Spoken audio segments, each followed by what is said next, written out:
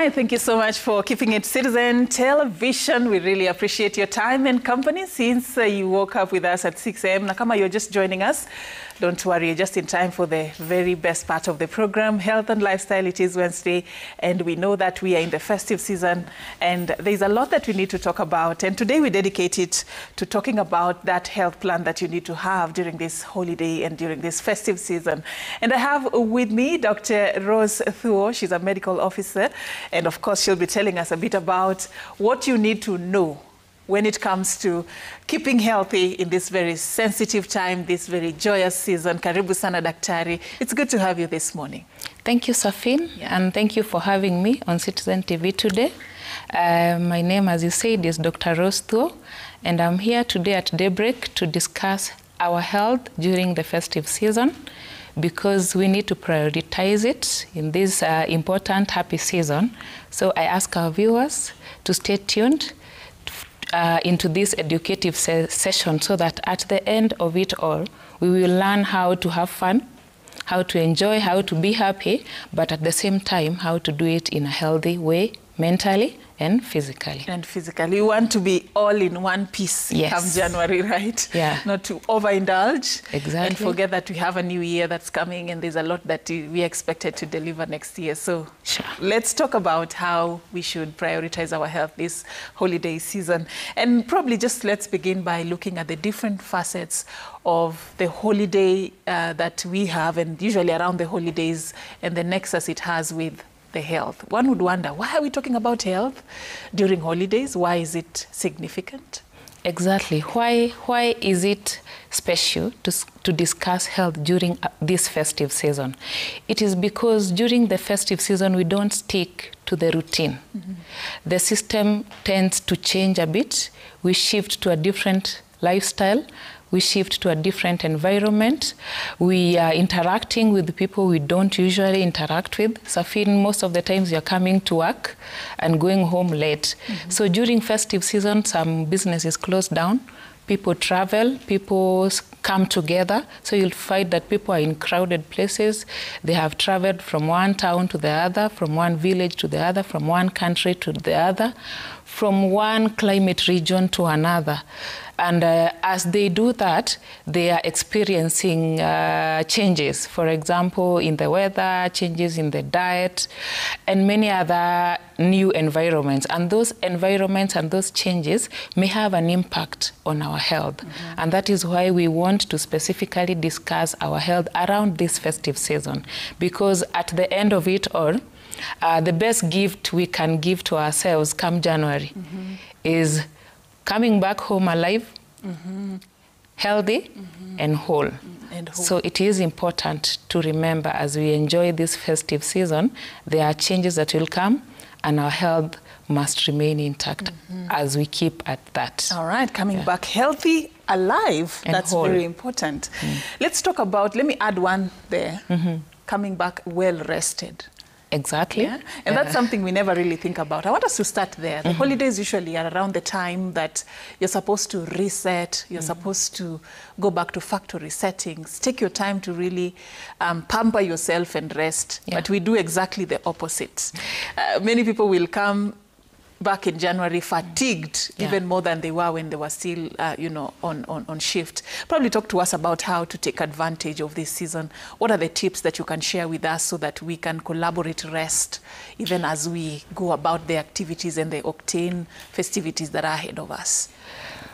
When you mention rest, I'll think of physical rest, the rest of the body, and then there is the mental rest. So when you are given a holiday or a break from work, we've been told, go take a breather, then come back when you're more energized and when you're more refreshed, so that you can be able to have the energy to go through our New Year resolutions and accomplish our goals. So when we are told to go rest, we also tell the people who take care of our issues to also go rest. You will release your driver, you will release your nanny, you will release your shamba guy, and then you are there, you rested from work, from the official duties, but now you have gone home and now you're being the mother, you're being the father, and you are doing the roles of those people who have also gone on holiday. So you will find somehow you will have to work, but my advice would be have help as much as you can. There are people who are willing to work during the festive season, who can relieve the people who usually help you so that you can actually have rest. So that is one of the issues that make people come back fatigued more than they are when they are even working. So if you can get reliever nannies, reliever helpers, that one will help us. Also, we have several people in the family, and some people tend to overwork themselves. So it is good to delegate duties at home. If you have teenage children, if you have adults in the house, even the young ones, you can always delegate so that if you are the lady in the house, you're not doing everything from cleaning to cooking. There's someone who is helping to wash the house, another one is helping to take the trash out and all that, so that we can together distribute the duties, and then we spare energy for some people who are usually overworked at home. On top of that, there is the issue of mental health. Because if you don't also rest your brain, you don't have enough sleep, then you still come back overwhelmed mentally. And it is also good to have time to meditate, to have time to journal, and to have time to just recollect your mind together, so that by the time you're finishing it all, you don't have physical fatigue and you don't have mental fatigue. You come back like a person who actually came from holiday. All right. Yeah. What about those who don't sleep and they think it's for a good reason, not because of mental challenges? Wanasema hii ni season ya sherehe, back to back. Unaamka Nairobi, unajikuta Naivasha, kesho huko Kisumu. Yeah. Is that a good thing? And No, how do course, we balance the sherehe bit of it in this season? Entertainment is good. Yeah. It is part And of it be the too holiday, much. but you should not overdo anything. We don't say you lock yourself in the house. If you are and there are different ways of having fun. There are people who will take a road trip. There are those who will go hang out in places of worship. Others will go out and take a cup or two or a glass or two of whatever drink they want to take. It is okay to do that because it is festive season, and anyway, you are not waking up tomorrow to go to work. So it's okay to do that, but in moderation. How much are you indulging in? If you want to stay up late, remember sleep is good for our mental health and for our general well-being. So how many hours are you sleeping? Are you taking 6 to 8 hours of sleep in a day? Or you are up around the clock. So you have to sleep enough time, 6 to 8 hours, even if you're having entertainment. Can someone have entertainment from Monday to Sunday? Maybe. Na watu wanaweza. Maybe. Kuna watu wanachapa sherehe from Monday to Monday. Form kila mahali. Yeah, but there is that normal curve of distribution. You don't be an outlier. Just be in the normal curve of distribution. If you overdo it, then you will have consequences, because when we talk of entertainment, especially in Kenya, then there are consequences to it. And one of them is people will drink and drive, because umeambiwa sherehe iko this side of town and you are on the other side of town. It is 2 a.m. and you are not that sober, and you want to get to the other side. So you get into a vehicle and drive very fast. Your judgment is impaired. So we can get road accidents out of that, and we can have permanent disabilities or even fatalities from that. So as we engage, then we should be able to ask ourselves, am I safe? Because also you may stay up late at night and you want to drive far. Some will say, we'll start our journey at 10 p.m. so that we arrive tomorrow morning. So you are fatigued and you are also maybe under influence. So that alone puts your life in danger, the life of those who are on board with you and the other road users. So it is not advisable. The other things that come with overindulging is there's something the Ministry of Health is pushing called ending the triple threat. One of the threats is new HIV infections. We want to have 0 HIV infections by 2030. And when people overindulge and they have a lot of time, they will have uncontrolled intimacy, and we'll have new infections, and we don't want to get to that level. The other threat is teenage pregnancies. So our children are at home, and we also want to end teenage pregnancies by 2030. So if we overindulge and don't take care even of the teenagers that we have, then we'll end up not helping the Ministry of Health fight that threat. Mm-hmm. The other thing is gender-based violence. It is very common when people overindulge, and in this festive season where people are interacting more than usual. Then there are people who disappear.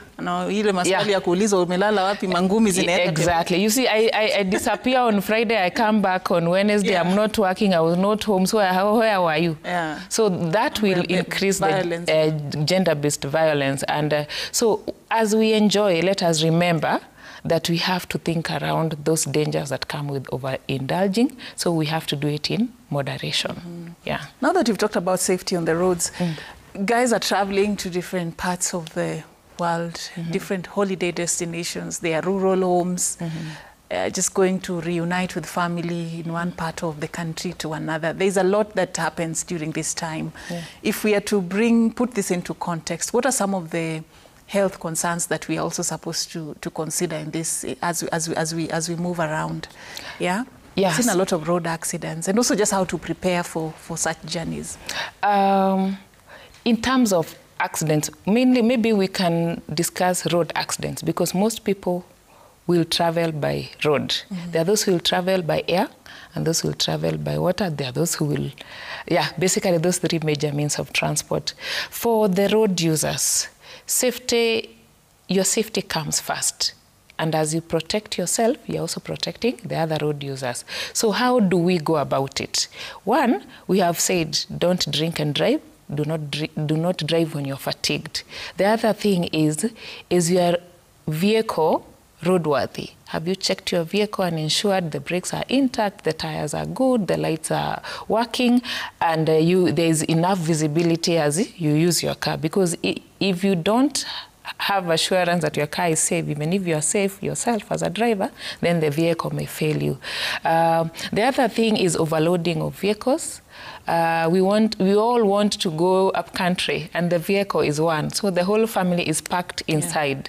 You've seen on news a vehicle having an accident, then the number of people who are in that vehicle is double the capacity.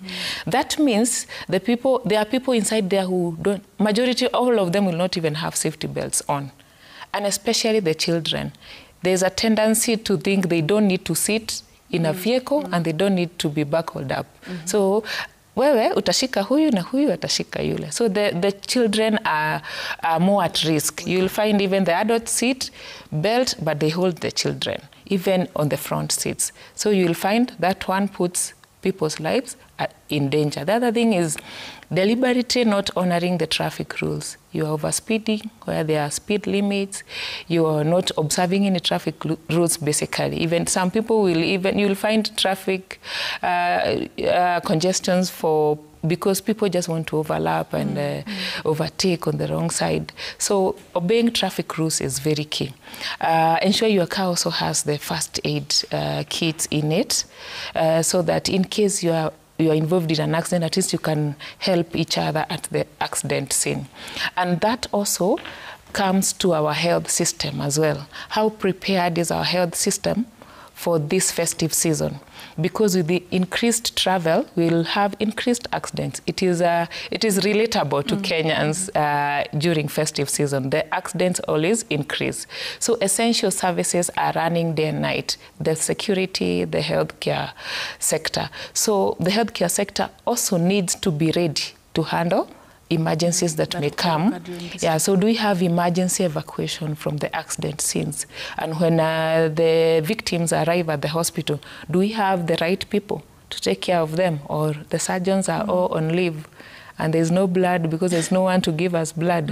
So even as we organize to go for holidays, because the healthcare workers also deserve the break, we can always organize our duty rota so that the hospital is fully covered with all the services that the clients may need during this festive season. That way, we'll be able, one, to prevent accidents, and then to react to them effectively and timely in case they occur. Yeah. It's good that you've said that, because you never know, accidents may happen anywhere. It could be that small clinic in some remote part of the country that could be the savior to stabilize patients along maybe a route that you know, an accident has occurred on. So it could be anywhere, and every essential worker is needed at any time, especially during this season.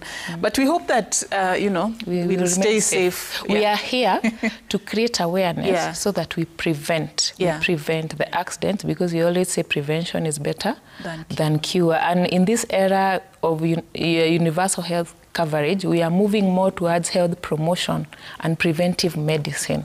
And part of it is health education to the public, so that the community owns their health. So that as our viewer today, the one who is viewing us today should prevent accidents to the maximum they can, based on the health tips we've given them, so that they are not in the list of the people who will be unlucky to be involved in an accident this festive season. All right.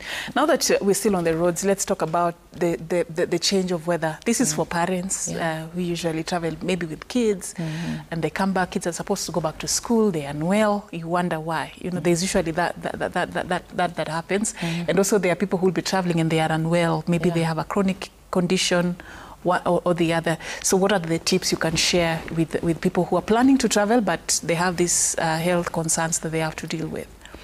Yeah, so people must enjoy, and the sick also a part of the enjoyment. And their mental health matters. So we should, if they are healthy enough to travel, then they can travel. And if they're not healthy enough to travel, we can make them enjoy the festive season where they are.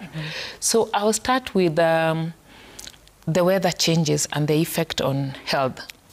So we have vulnerable populations, the very young ones below 5, the elderly, the pregnant women. So when you move from one climatic zone to another, you may move from a hot region to a cold region, and you'll find that we tend to have especially respiratory infections. You come back with flu just because the weather changed, and they are predisposed to pathogens that are prevalent in that region. So normally the children are vaccinated, and I would advise parents to vaccinate the under 5s with flu vaccines ahead of the festive season, so that we can at least mitigate the chances of them getting the flu. But either way, if someone gets flu, then it is good to seek help on time.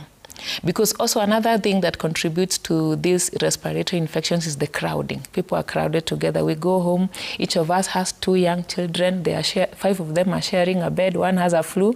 By the time we are leaving home, all of them have a flu. So that crowding and the change of weather will predispose to respiratory infection. So, but either way, keeping them hydrated, giving them a balanced diet, for those who can, giving them a flu vaccine, and on top of that, acting promptly when we realize they have a fever, they have a running nose, they are becoming less active, they are losing appetite. We address it immediately by taking them to the hospital so that it does not complicate, and come January, they are ready to go back to school. The other thing that can come is now, in terms of the elderly patients who have terminal illnesses and they may need to travel, this is a tricky place to be in, because there are those who are bedridden. There are those who are on scheduled treatments. There's someone who does dialysis every 2 days, or they are on chemotherapy every 3 days. They are on radiotherapy daily. For some of those people, they may not travel.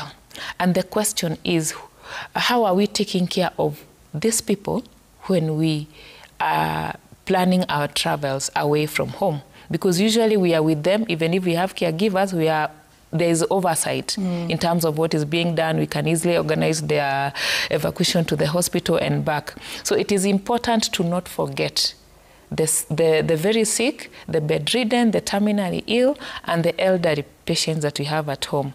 Leave them under the right care.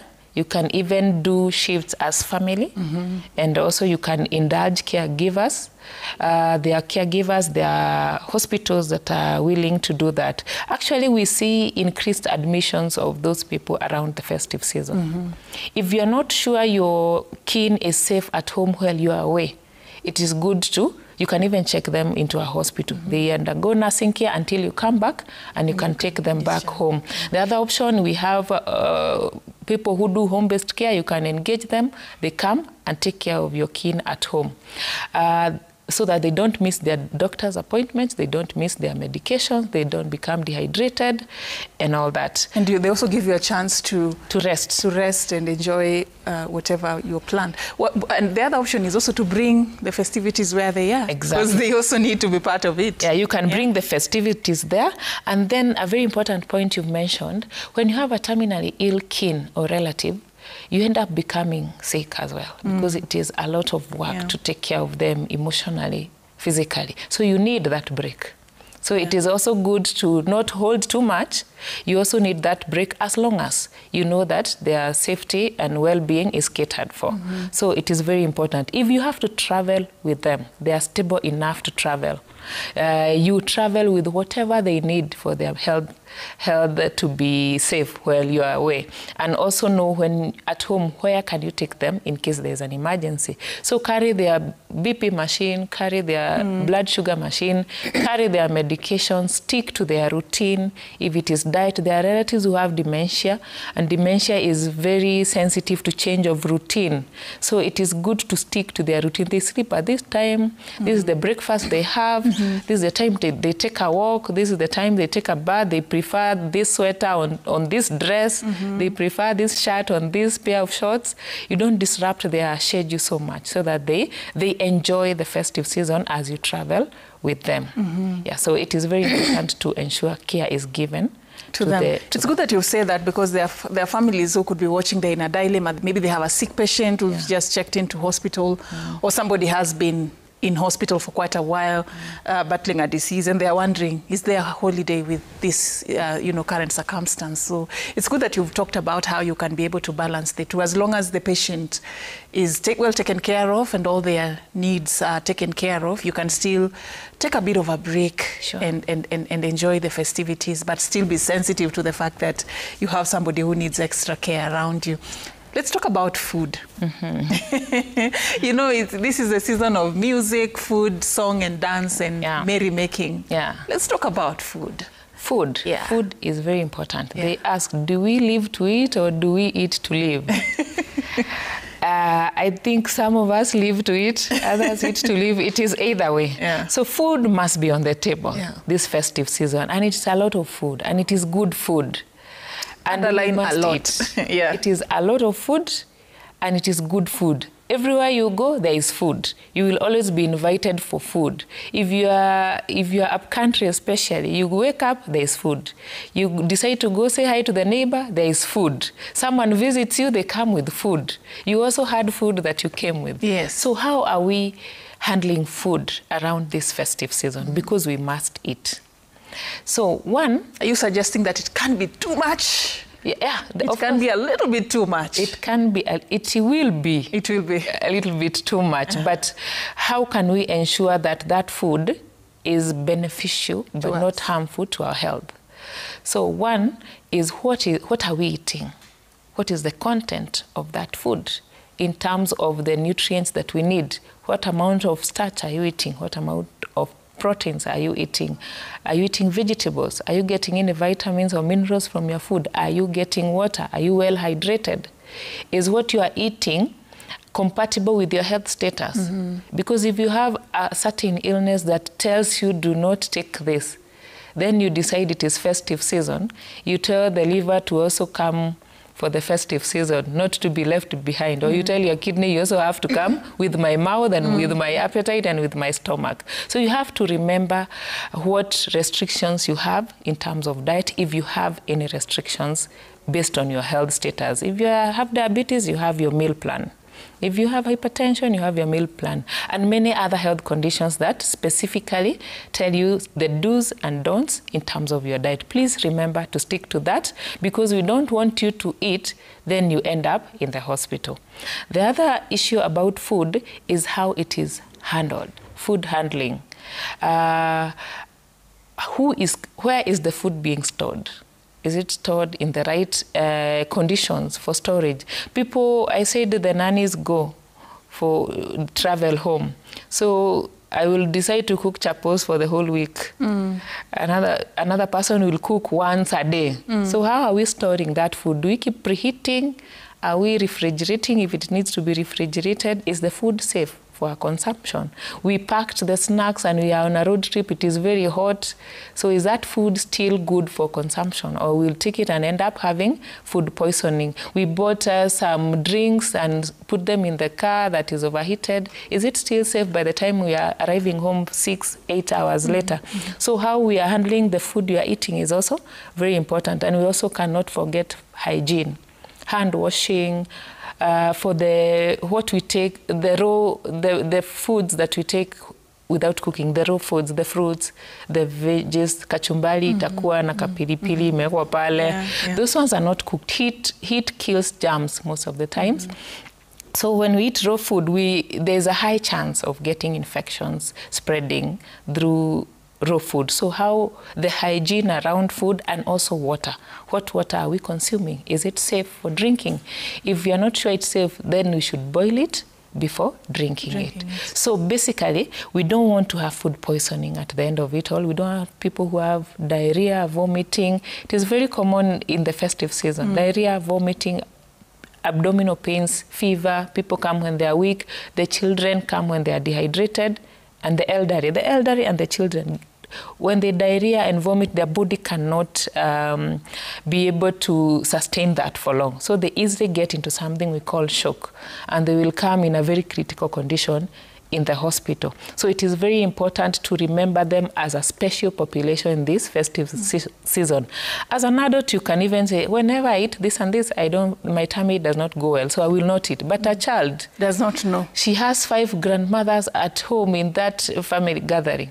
So this one gives her a banana, the other one gives her eggs, the other one gives milk, and some wild fruits that are there. So they just go to the shamba, they pick a fruit, direct to the mouth. They have not washed hands. They are not used to that. So they will most of them get diarrhea. And in this festive season, we call them infections of the digestive system. So it is very good to ensure we check the content of our food, we check the storage and food handling, we ensure hygiene, safe water for drinking, so that we are able to ensure to prevent ourselves from getting infections like cholera and other diarrhea infections that come around this festive season. My thoughts and prayers goes to those mothers, and I'm trying to imagine how that conversation will go. A grandmother wants to give the grandchild matunda, and you're saying, ngoja kwanza nioshe. You can imagine how that... It is very tricky. That conversation, I can imagine how it can go south within 2 minutes. It is very tricky, but now if in case it happens, then just pick the symptoms very early in children and ensure they seek help as soon as the symptoms start showing up, so that it is manageable, so that we don't get to the level of developing complications and warranting admissions. So let us eat. We've not said people should not eat. Please eat. Food is good, but ensure your food is the right content, it is the right food for you, and it is clean. The other question would be, do you just eat wherever you're invited? Because saizi invites are all over. Do you just go eating? And then the other question we were having even earlier before we started the show, in terms of the balancing of what you serve, we were wondering, like, how do you put rice, ugali, chapati in the same plate, na unaeka hapo sote na samaki iko hapo, nyama in one plate? Like, how do we overdo things? We are Africans, and food is part of us. Of course, it is not healthy, and you should not overeat. Overeating is not a good health habit. You just eat what your body needs. Do we eat because it is time to eat, or do we eat because we are hungry? Because most of the time we eat because there is food on the table. It's been served. It's been You're served. full, but food. It is supper time. It is we have visited you, and you must give. This is Africa. If you've not gone home the whole year, then you go to your mom's house and say, we just took tea. I'm not taking tea. I come from Nyandarua. The first thing you get when you get home, even if it is 2 o'clock and the sun is very hot, it is hot tea. Hot tea. We say, Mama anakwambia kunywa chai before the other tea gets ready. There is always tea. So if I come home, I eat. I arrive home and mom has served me food. Then I decide to, you see how the homesteads, I decide to go tell my grandmother, I have come. I've come from Nairobi. So I carry my bag of shopping to my grandmother's house. She also serves me food and tea. And that is what happens. That is the what reality happens. Around this time. And now it is tricky because how do you tell your grandmother you will not eat her food? You've just eaten at home. And you've just eaten at home. So we have to play around it and know this is the much I can take really.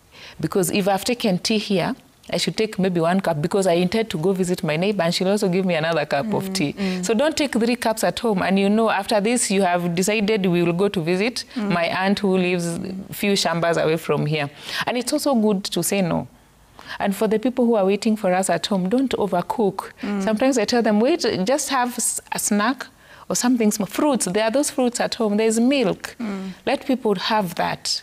It is enough welcoming gesture, but it will take some years to convince them to get there. that we don't have to eat and then have tea, and then now we can have any other snack. So let us not overeat, whatever the case. Even if you've slaughtered 3 goats, let us not overeat. You can even, you find people slaughtering chicken and goats the same day.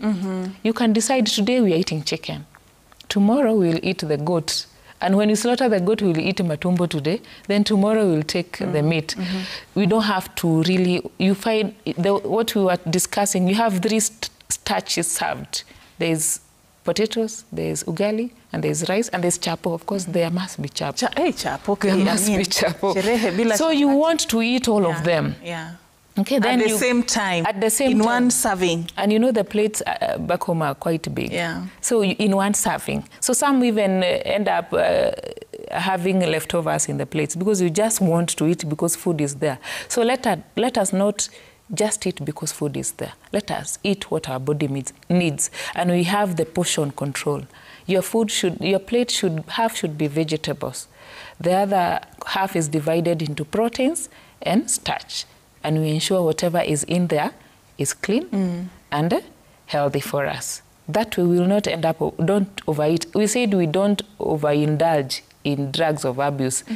Also do not overindulge in food. In food, yeah. So food addiction, there's food addiction. In this time. Food addiction should be managed this festive season. If it's ugali you want to eat and some nyama in boga, I imagine you can eat that and you'll be okay. You'll still be full. You'll still be okay. You can decide maybe later in the day I'll now eat rice and something else. You don't have to eat everything all at once. Yeah, and the food is there for you. If you want another portion a few hours later, you can always go and eat. There's always food at home during this festive season. So let us eat in moderation. Yeah. All right. Talk about holiday weight gain. Yeah. Yeah, so we don't see it coming, and then it happens, and then we are here, we are back, and then we are New Year resolution, goal number 1, losing weight. Losing weight. Yeah. Let's avert it. Yeah. So you spend the whole year going to the gym, intermittent fasting, and every other thing you've done for your weight to remain healthy. It is very important to maintain a healthy weight. You should always check your BMI. If it is high, you speak to your nutritionist, then you're able to balance your diet and physical exercise and mental health so that you can maintain a healthy weight, because obesity, overweight have health implications. So this festive season, we are home. We are not sticking to the routines in terms of what you are eating, and for those who exercise, our routine exercises.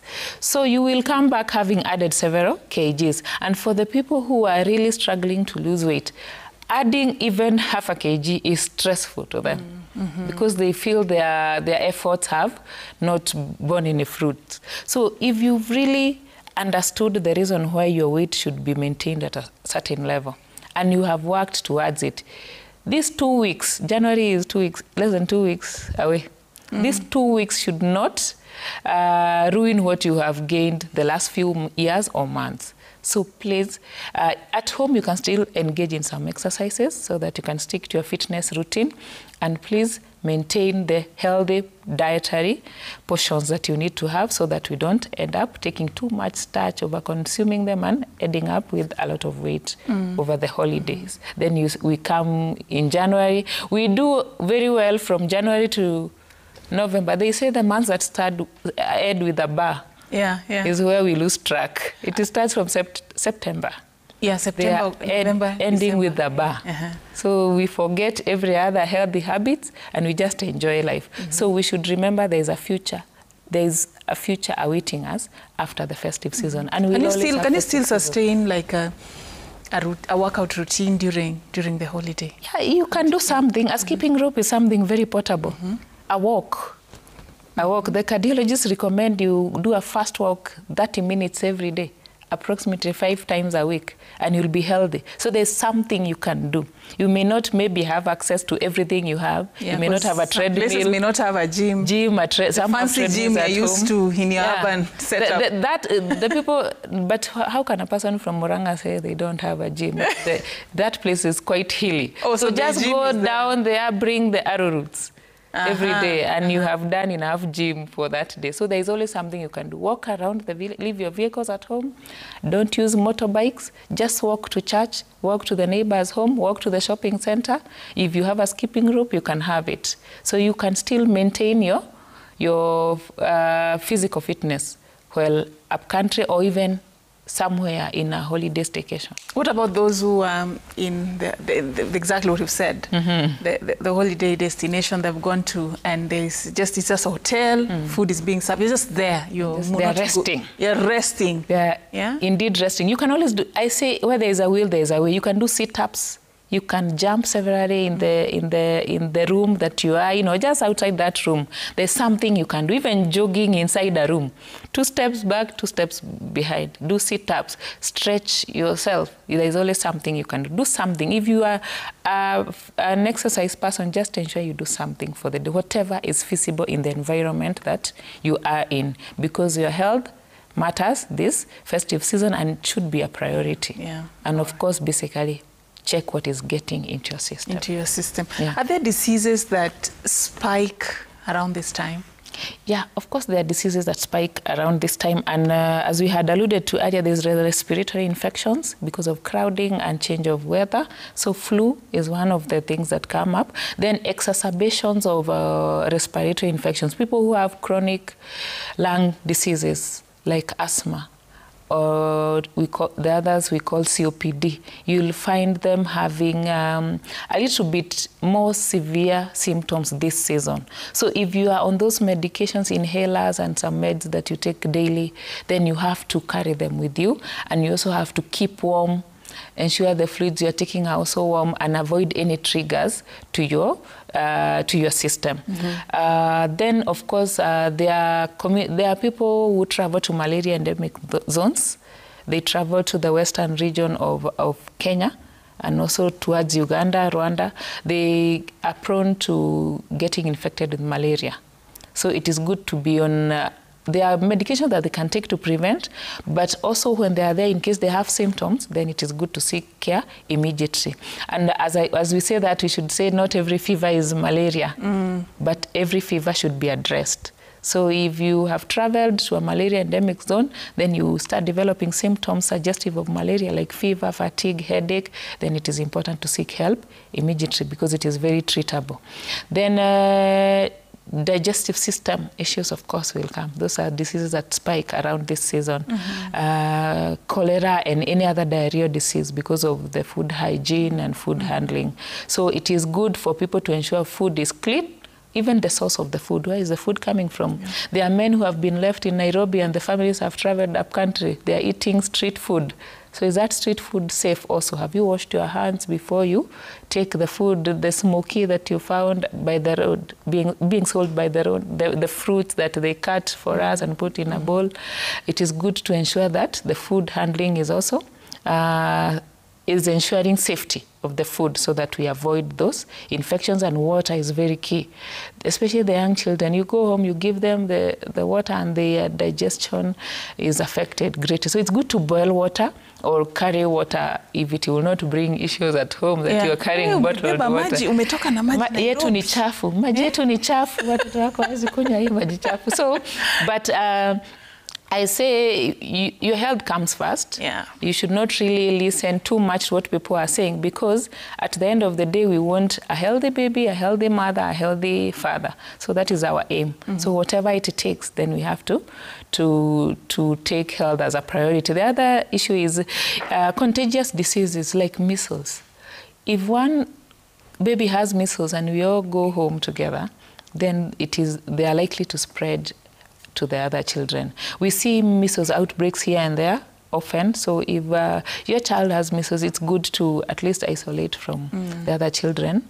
Bring the festive season to that child, don't take the child to the other children. So basically there is those contagious diseases. And the other thing is, in terms of diseases that may worsen during this season, it is the people who have terminal illnesses and then they neglect the care and the routine. If you inject insulin or you take medications for diabetes or hypertension or whatever other illness you have, arthritis, and then you miss your doses because you traveled up country and you forgot them, then your condition may worsen. You will come to the hospital with emergencies, what you call hypertensive emergencies. The BPs are very high, and that patient may even risk getting a stroke or a heart attack. The others will be left alone without the usual caregiver. They are elderly, they don't know which medication is taken when, then they overdose. So if they had taken BP medication, then they come in unconscious with low blood pressures. So it is also good to ensure we stick to the routine for care of the chronic illnesses. Because if a person gets an overdose of insulin or a diabetic medication, they'll come, if they make it to the hospital alive, they'll come with very low sugars, unconscious and responsive with low sugars, what we call hypoglycemia. If they miss their doses or they eat the wrong food, they will take their medication, but because the sugar intake was high, then their sugars will spike. And they'll come back with the hyperglycemic emergencies in the outpatient. So it is good to stick to that routine. If you don't feed them, the people who need feeding, they will come with something called dehydration and shock. The elderly, the young. If the mother has decided kuchapa sherehe na kona mtoto wa below 6 months, the child will become dehydrated. Then the young ones become dehydrated very fast and they even get into the kidney failure. So it is good to ensure care of the vulnerable ones remains constant so that we don't exacerbate their condition and we warrant admission or develop complications. By January, it's sad that we see a spike in complications for the terminally ill patients. You'll find a patient who had stopped dialysis has resumed. You'll find a person who has not been admitted for a very long time has been readmitted. You'll find a bedridden patient has developed pressure sores because there's no one to turn them or to change them. So the patient with diabetes with a chronic wound, we call them ulcers, the wound has been neglected, it has become infected. Now they have something called septicemia, they're in septic shock, they need admission. So all those things can happen if we don't, if the festivities distract us. The neglect that come with the festivities. So let the festivities not distract us from taking care of the terminally ill. It will cost us either their lives or our money when taking care of them when we come back, and we will not be at peace. So our festive season will have been watered down by the turbulence that will come after that. So we have to remember that. And you said there are people who are willing to work even over the holidays. So you could actually get a caregiver who's willing to do that. Plus, as a family, you can take shifts. I mean, there's always a way. And we have said they can bring the festivities to them. There are options based on your family and how the setup is. And then the other thing I would not want to forget is the mental wellness of people around the festive season. Not everyone is happy during the festive season. We all can't be in the same mood. We all can't be happy in Kenya at the same time. Someone is crying, another one is grieving, another one is very happy. So it is generally a happy season, but it is not for everyone. There are some who are battling various issues. You've been diagnosed as an individual with a chronic illness, or you have that terminally ill relative. There are people who don't have a place to go to. Because you just lost someone a few days or a few weeks ago. There are people who used to go home because their parents were there. They're not there anymore. So they don't have anywhere to go. And even if they go home, it's not the same anymore. So they are not happy. And I would say it is okay not to be in the other people's mood of happy festive season. Yeah. If it's not a happy festive season for you, then what do?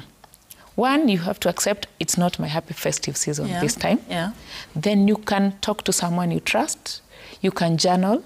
You can take a walk. You can interact with nature.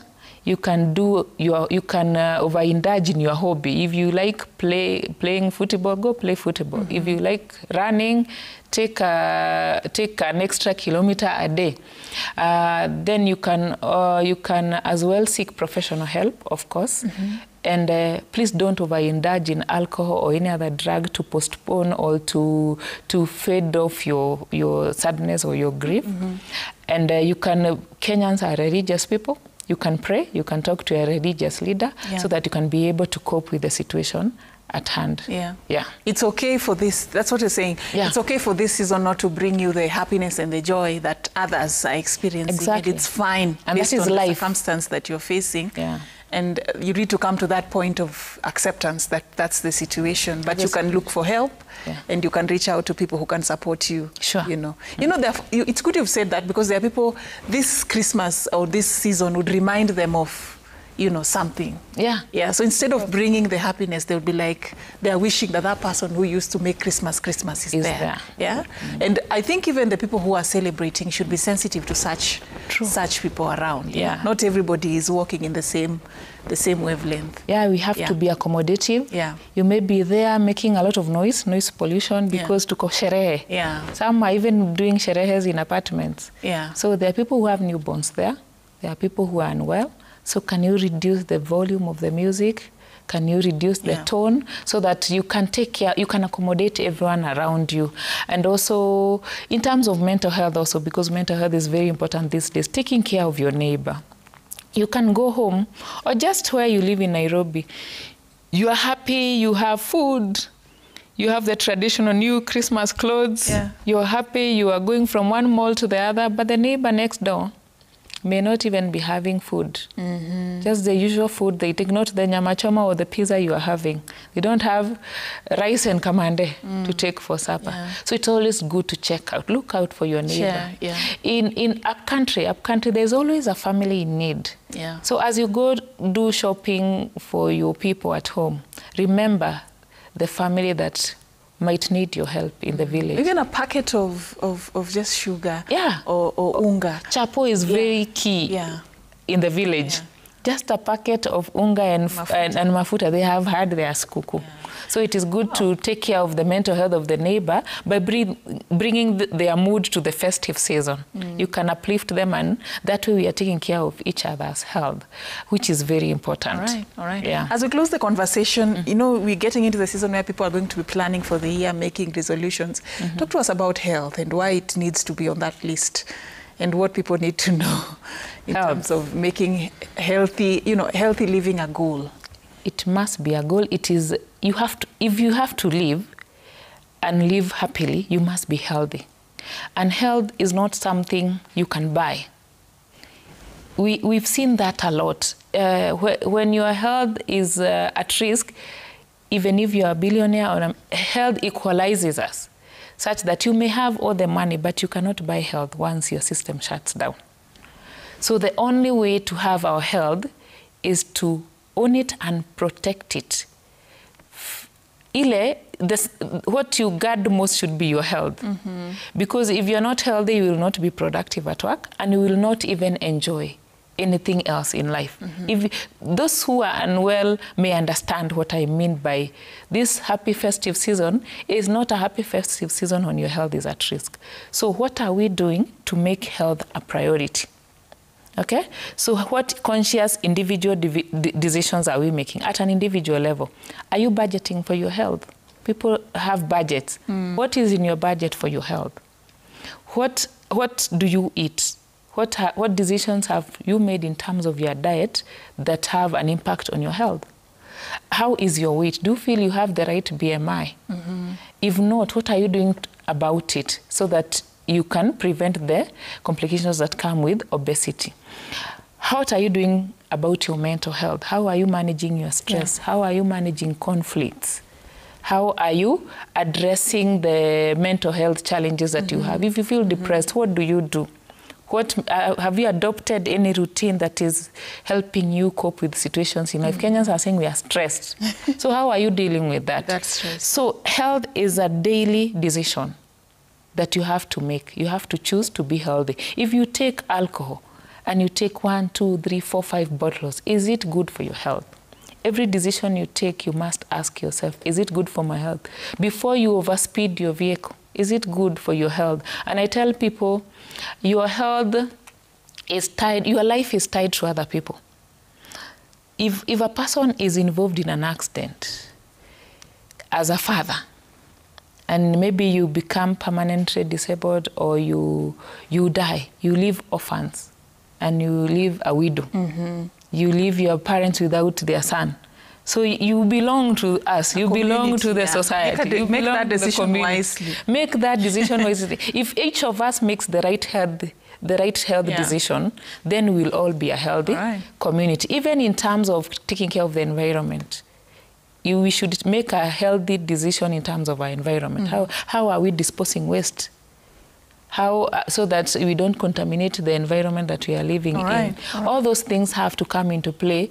Everything you do, you must have a second thought on how is it affecting my health and the health of the population at large. All right. Thank you so much, Daktari, for coming and talking to us about the holiday health plan. At least we have a few tips that can help us navigate in this season. In case you never thought about it, you only thought it was about the festivities and traveling from one place to the other, then we are here to remind you that your health really matters. And also in the coming year, if there is anything you need to do, if you fail in all other things, at least choose to be healthy. And she has talked to us about how to go about that, what you need to invest. Those who are on any sort of insurance cover, as it comes to the end of the year, have you taken advantage of it and gone for the basic checks, you know, the things you need to know about your status of health? Get that report card and get working on the things you need to work on as we get into the new year. Asante sana for watching the show until this far. That's how we wrap it up on Daybreak this morning. My name is Safin Achieng Ouma.